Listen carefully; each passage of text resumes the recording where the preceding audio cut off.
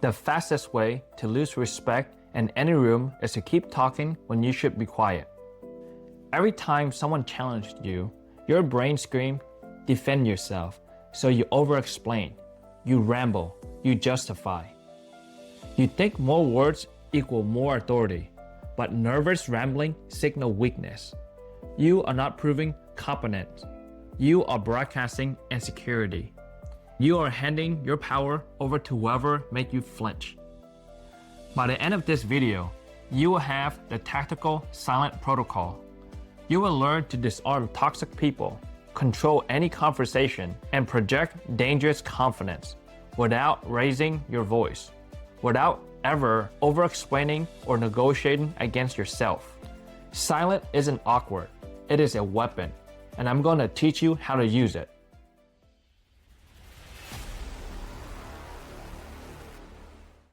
I used to be the person who couldn't stop talking. Anytime someone pushes back on me in a meeting, in a conversation, even in casual disagreement, I would immediately launch into defense mode, explaining myself, justifying my reasoning, piling on words like they were armor. I thought I was being thorough, being clear, showing people I have done my homework. But here's what I didn't realize. Every extra word was making me look weaker. Every justification was telling the room, I'm not sure about this either. I was negotiating against myself and didn't even know it. The more I talk, the less people listen, and the less confidence I actually felt, because deep down, I could feel myself rambling. I could hear the desperation in my own voice, but I couldn't stop. The shift happened in two places for me. First, in the military, I noticed when chaos hit, when everything went wrong, the weakest people get loud. They flood the radio with unnecessary chatter because the noise made them feel like they were doing something. But the real leaders, they did the opposite.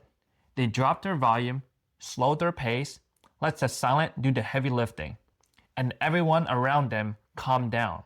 Because calm is contagious when it comes from someone in charge. Then later at Raytheon, managing multi-million-dollar procurement contracts, I watched it play out in business. Young buyers would put a price on the table, and the moment the supplier pushed back, the moment there was uncomfortable silence, they would panic. They start over-explaining our position, justifying the math, rambling. They were giving away massive leverage just to make a few seconds of awkwardness go away. I had to train them, and myself, to do the hardest thing in communication. Deliver the message, then be quiet. And that's what I teach now, how to make silence your most powerful tool. Let me be clear, this isn't about being passive. This isn't about being shy or quiet. This is a highly aggressive, calculated maneuver. It requires extreme discipline because it goes against everything modern social conditioning has taught you. And here's a 3-step tactical silent protocol. Step 1, the 3-second anchor. When someone challenges you, call you out in a meeting, pushes back on your idea, say something that catches you off guard, your body goes into fight or flight mode instantly. Cortisol dump into your bloodstream, your heart rate spike, and your brain gives you one overwhelming command. Talk, defend yourself, say something, anything. And that's how you end up word vomiting, rapid fire explaining, building a wall of words to protect your ego, not because you choose to, but because your nervous system hijacked you. People will tell you just to breathe. That is a terrible advice.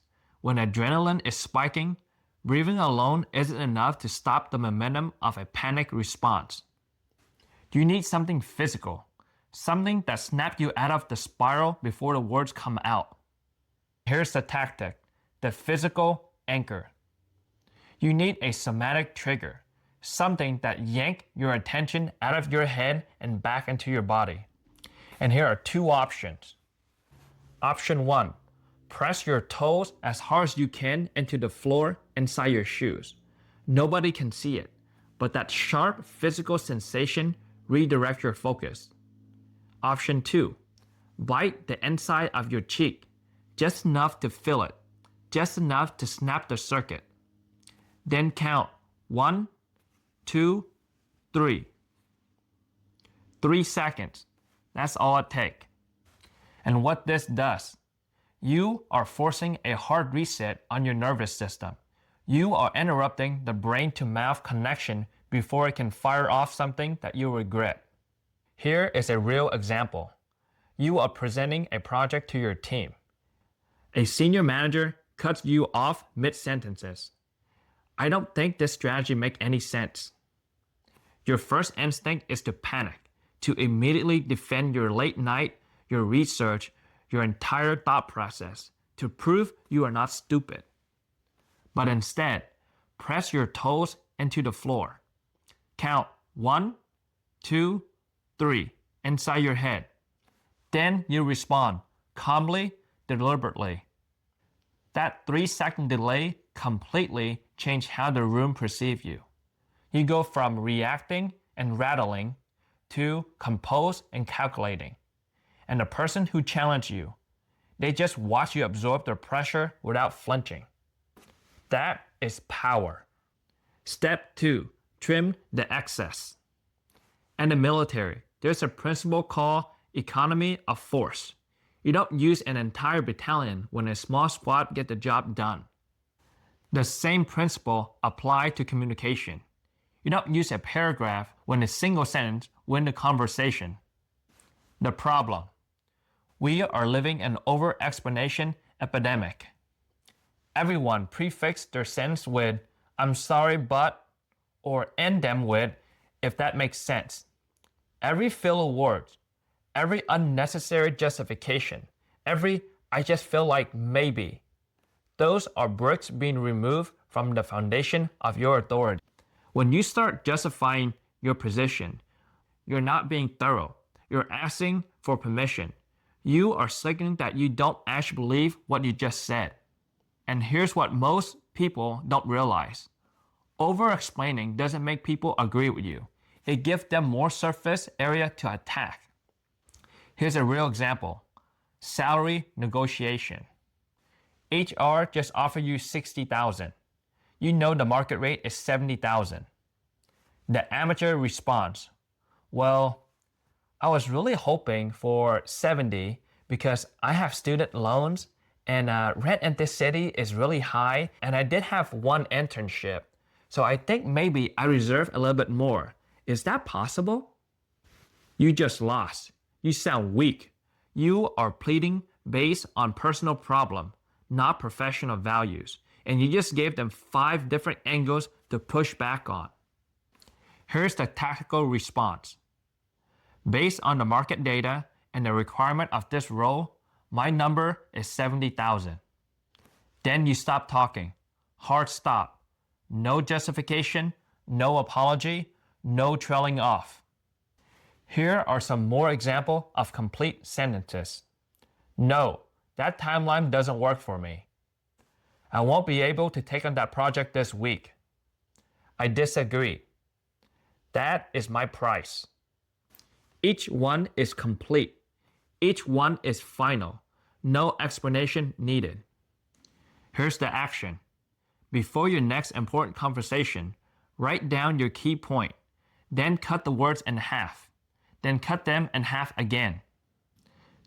Remember, deliver the payload, then cut the comms. The less you say, the more weight each word carries. Make your word expensive. Step 3. Weaponize the void. This is where you actually win the room. You have anchored your body. You have trimmed your words. Now we weaponize the silent that follows. The psychology. People despite dead air. Silent create immense social pressure. It feels heavy, uncomfortable, almost unbearable. And here's the key. When silent land after a statement, it becomes a psychological hot potato. Someone has to break it. someone has to speak first to relieve the tension. The person who speaks first loses the power dynamic. When you deliver your hard stop and hold the silent, you are taking the anxiety of the moment off your shoulders and transferring it directly onto the others. You are forcing them to carry the weight of the awkwardness. Here's a real example. The passive-aggressive coworker. Imagine someone make a snide comment in front of the team. Wow, you finally decided to show up on time today. The amateur gets defensive, blushes, make an excuse about traffic, laugh nervously. Here's how the operator executes the void. The action. You look at them, neutral expression, calm eye, and you say nothing. Let the silence stretch. 1 second, 2 seconds, 3 seconds. Watch what happens. You will see them shift their weight, break eye contact from you, start fidgeting. Their own toxic comment is now hanging in the air, exposed and awkward for everyone to see. And because you didn't give them a reaction to feed on, they have nothing to work with. They will almost always backpedal. I know traffic's bad, just joking. You didn't raise your voice. You didn't argue. You didn't defend yourself. You let the silent crush their frame entirely. In negotiation, same trigger. You state your price or your term, hard stop, calm, steady eye contact, hold the void. The other person will feel the pressure, and because they are untrained, because they can't handle the silent, they will start talking to relieve it. 9 times out of 10, when someone talks to feel uncomfortable with silent, they negotiate against themselves. They offer a recession, soften their stance, lower their demand. All because you had the discipline to keep your mouth shut. And here's the deeper truth. Most people think power is loud, think that confidence is assertive and aggressive and high volume. Guess what? It is not. Real power is quiet. It is a person who doesn't flinch, doesn't rush, doesn't fill the gap with nervous energy. Silent communicates something that word never can.